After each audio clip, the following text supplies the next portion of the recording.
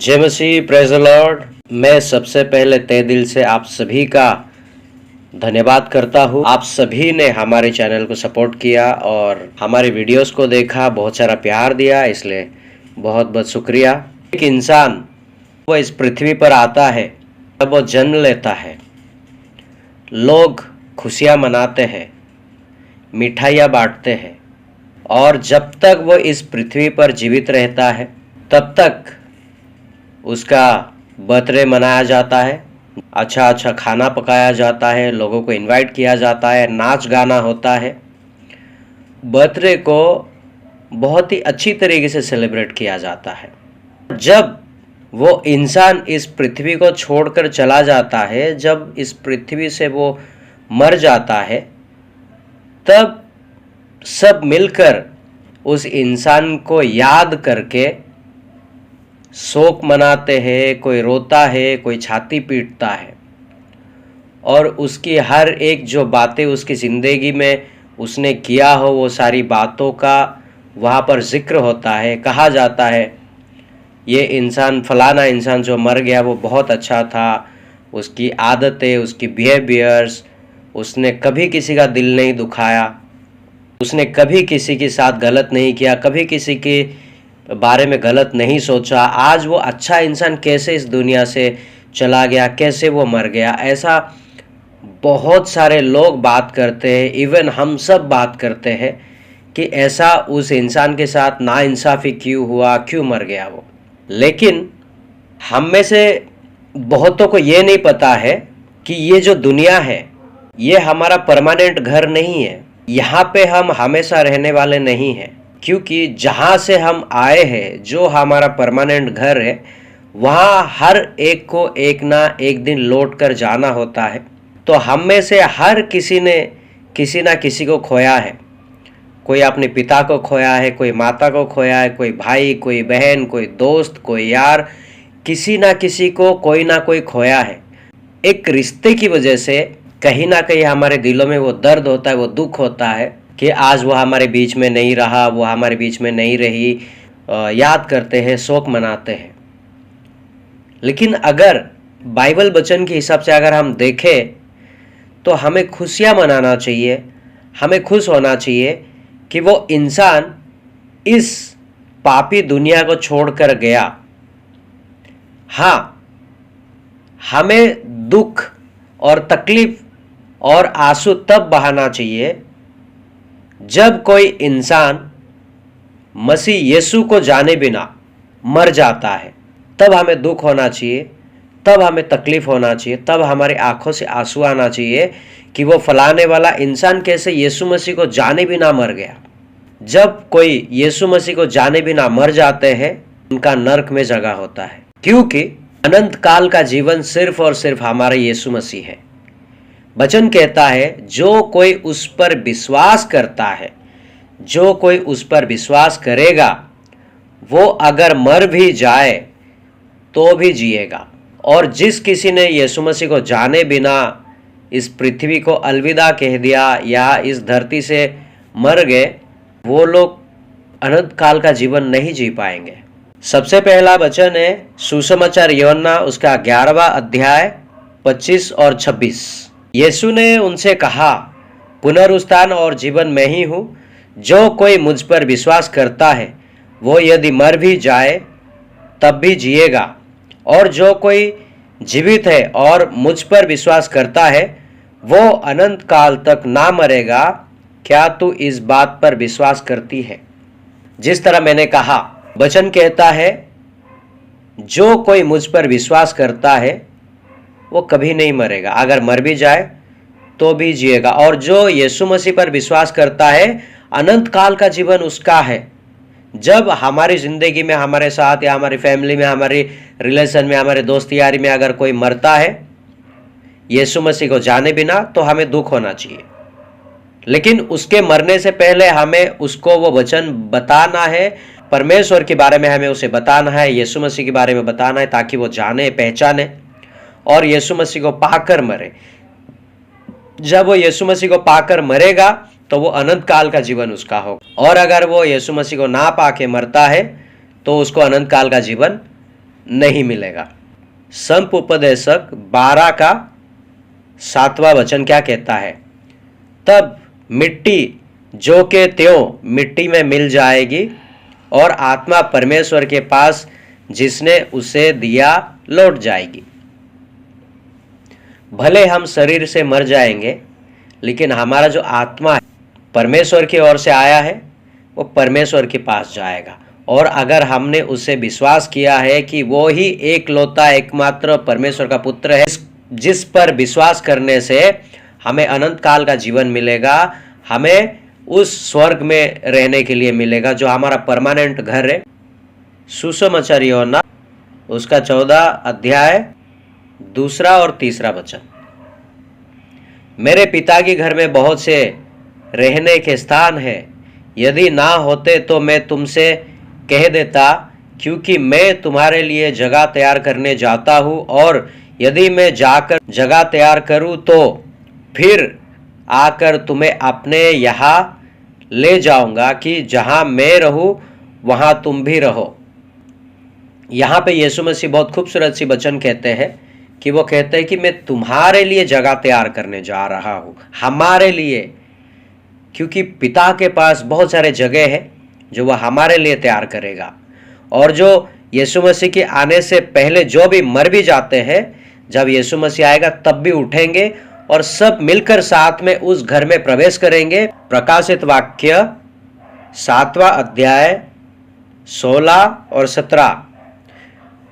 वे फिर भूखे और प्यासे ना होंगे, और ना उन पर धूप ना कोई तपन पड़ेगी, क्योंकि मेमना जो सिंहासन के बीच में है उसकी रखवाली करेगा, और उन्हें जीवन रूपी जल के सोते के पास ले जाया करेगा, और परमेश्वर उनकी आंखों से सब आंसू पोंछ डालेगा।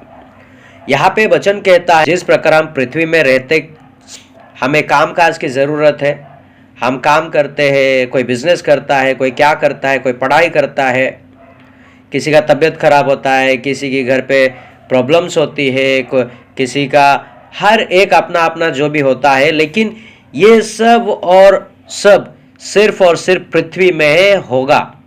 जब हम स्वर्ग चले जाएंगे, जब हम अपने घर पर जाएंगे, वहाँ पर ये सब कुछ भी नहीं होगा, और वो जीवन का जल हमें वहाँ पे पिलाया जाएगा। ना वहाँ पे धूप होगा, ना वहाँ पे बारिश होगी, ना कोई तकलीफ होगा, ना हमें गर्मी लगेगा, ना क्या होगा, कुछ भी नहीं होगा। वहाँ पे वो सिर्फ और सिर्फ हमारी हिफाजत करेंगे प्रभु यीशु मसीह, और वो हमें वो सोते के पास ले जाएंगे जो जहाँ पर जीवन का जल बहता हो, और वो हमको पिलाएंगे वो जीवन का जल, जिससे हमें कभी भूख नहीं लगेगा, कभी प्यास भी नहीं लगेगा। प्रकाशित वाक्य उसका 21वां अध्याय और 4 वचन क्या कहता है? वो उनकी आंख से आंसू पोंछ डालेगा, और उसके बाद मृत्यु ना रहेगी, और ना शोक, ना विलाप, ना पीड़ा रहेगी, पहली बातें जाती रही। जिस तरह मैंने पहले कहा, वहाँ पर मृत्यु नहीं होगा, पीड़ा नहीं होगा, शोक विलाप कुछ भी नहीं होगा। वहाँ पे हमें सिर्फ और सिर्फ परमेश्वर की महिमा करके वहाँ पे हम मज़े की ज़िंदगी जी सकते, प्रभु यीशु के साथ रह सकते। वहाँ पे किसी भी प्रकार टेंशन नहीं होगा। जिस तरह अभी हम कहते हैं घर परिवार चलाना बहुत मुश्किल हो गया, काम काज नहीं है, बहुत तकलीफ है, बहुत टेंशन है, हम बहुत सारे पैसों के कर्जदार है, बच्चों की पढ़ाई लिखाई के लिए पैसा चाहिए, हर प्रकार की टेंशन होती है, यहाँ पे पीड़ा होता है, दुख होता है, दर्द होता है, तकलीफ होता है। वहाँ पे ये सब कुछ भी नहीं रहेगा, ना आंसू आएगा, कुछ नहीं। वहाँ पे वो खुद हमारे आंसुओं को पोंछेंगे, यानी कि वहाँ पे इनमें से एक भी चीज़, एक भी % वहाँ पे नहीं होने वाला है। यूहन्ना सुसमाचार 5 का 24वां वचन, मैं तुमसे सच सच कहता हूँ, जो मेरा वचन सुनकर मेरे भेजने वाले पर विश्वास करता है, अनंत जीवन उसका है, और उस पर दंड की आज्ञा नहीं होती, परंतु वो मृत्यु से पार होकर जीवन में प्रवेश कर चुका है। देखिए यहाँ पे कितनी खूबसूरत वचन और खूबसूरत बातें यीशु मसीह ने कही है। मेरे भेजने वालों पर विश्वास करता है, यानी कि पिता पर जो विश्वास करता है, अनंत जीवन उसका है, और उस पर दंड की आज्ञा नहीं है। सबसे बड़ी बात यह है, जिस तरह प्रभु यीशु ने कहा है कि मैं तुम्हारे पापों को अनदेखा कर दिया हूँ, वो हमारे सारे पापों को भी माफ करेंगे और अनंत जीवन में हमें प्रवेश, मतलब हम कर चुके हैं, प्रवेश कर चुके हैं। पहला तिमुथियो 6 अध्याय उसका 7वां वचन, क्योंकि ना हम जगत में कुछ लाए हैं और ना कुछ ले जा सकते हैं। हम खाली हाथ आए थे, खाली हाथ जाएंगे। और आज भी हमारी इस दुनिया में हम मसीह भाई बहन होने के बाद भी हमारे घर में कोई गुजर जाता है, कोई मर जाता है, तो हम सभी को बहुत तकलीफ होता है, दुख होता है, दर्द होता है। मैंने मेरे पिता को खोया, कोई अपने भाई को खोया, कोई अपनी माता को खोया, कोई अपनी फैमिली में, अपनी दोस्ती यारी में किसी ना किसी को खोया है। ये अच्छी बात है कि हम उनसे प्यार करते हैं, इसीलिए हम उनकी गुजर जाने पर हम शोक मनाते हैं, हम दुखी होते हैं, हमारे आंखों से आंसू आता है। ये अच्छी बात है कि ये प्यार है। लेकिन सबसे अच्छी बात यह है कि जो कोई प्रभु यीशु को जानकर गुजरा है, प्रभु यीशु को जानकर मरा है, तो हमें उसके लिए रोने की कोई ज़रूरत नहीं है, हमें उसके लिए शोक मनाने की कोई ज़रूरत नहीं है, क्योंकि वो सही जगह पर गया है, क्योंकि वो अपने घर पर गया है। कि परमेश्वर का जो वचन है वो सभी को शेयर करना है, ताकि जो भी कोई हो, चाहे वो हमारा दुश्मन क्यों ना हो, वो जब मरे तब वो यीशु मसीह को विश्वास करके मरे। सिर्फ जानने से कोई फ़र्क नहीं पड़ेगा, लेकिन उस पर विश्वास करके जब वो मरेगा तो वो सीधा स्वर्ग में जाएगा और अनंत काल का जीवन उसका होगा। इसलिए आज ये वचन मैंने लिया है क्योंकि हमारे भी चर्च में एक भाई का देहांत हुआ और हम सभी को बहुत तकलीफ हुआ, बहुत दुख हुआ। तो इस वजह से कहीं ना कहीं हमारे मसीह भाई बहनों में भी बहुत सारे लोग ऐसे शोक मनाते, दुख होता है, तकलीफ़ होता है। पर हमें दुख और तकलीफ़ करने की कोई ज़रूरत नहीं है, क्योंकि हमारा परमेश्वर जो है, हमारे प्रभु यीशु जो है, वो जिंदा खुदा है, वो जीवितों के बीच रहने वाला परमेश्वर है, वो मुर्दों के बीच रहने वाला परमेश्वर नहीं है। हमें गर्व से खुशी महसूस होनी चाहिए कि हमारे बीच में जो भाई गुजरा है, जो बहन गुजरी है, वो परमेश्वर के पास है, वो अब्राहम की संतान है, वो अब्राहम की गोद में बैठेंगे वो जाके। आज भी अगर कोई भाई बहन प्रभु यीशु को विश्वास नहीं करते हैं, पिता परमेश्वर का विश्वास नहीं करते हैं, आप कीजिए, आपका जीवन जो है वो व्यर्थ ना जाए, क्योंकि आप इस पृथ्वी पर आए हैं, वो परमेश्वर ने आपको भेजा है कुछ अच्छा काम करने के लिए। जिस तरह आपके जन्म होने के बाद आपके घर परिवार खुशियाँ मनाते हैं, मिठाइयाँ बांटते हैं, और आप जब तक इस पृथ्वी पर जीवित रहते हैं आप बहुत ही खुशहाली के तरीके से आप आपका जन्मदिन सेलिब्रेट करते हैं, वैसे ही प्रभु यीशु पर विश्वास करें ताकि अनंत काल तक आप आपका जीवन को ऐसे सेलिब्रेट कर सके प्रभु यीशु के साथ रह के, और आपका जीवन जो है वो व्यर्थ ना जाए, क्योंकि ये जो जीवन हमें मिला है वो परमेश्वर ने हमें दिया है। और हमारी ज़िंदगी में जब प्रभु यीशु कार्य करेंगे और उनके साथ साथ चलकर हम कुछ अच्छा काम करेंगे, प्रभु यीशु पे विश्वास करेंगे, और भी लोगों को हम अगर विश्वास दिलाएंगे कि प्रभु यीशु पे विश्वास करने से हमारी ज़िंदगी बच सकती है, हमें नया एक अनंत काल का जीवन मिलेगा, ये सब जब काम हम करेंगे तो वाकई में इस दुनिया में हमें शोक, विलाप, दुख, तकलीफ़ कभी नहीं होगा, क्योंकि हम ऑलरेडी काम कर रहे हैं कि हर कोई यीशु मसीह को जानकर वो मरे। ना जानकर जिस दिन कोई मरेगा तो वो दुख होगा, तकलीफ़ होगा, दर्द होगा, क्योंकि उनके लिए स्वर्ग में कोई जगह नहीं होगा, उनके लिए कोई रास्ता नहीं होगा, वो नरक में जाएंगे। इसलिए हमें परमेश्वर का कार्य को करना है और बहुत ही अच्छे से करना है। जय मसीह, प्रेज़ द लॉर्ड।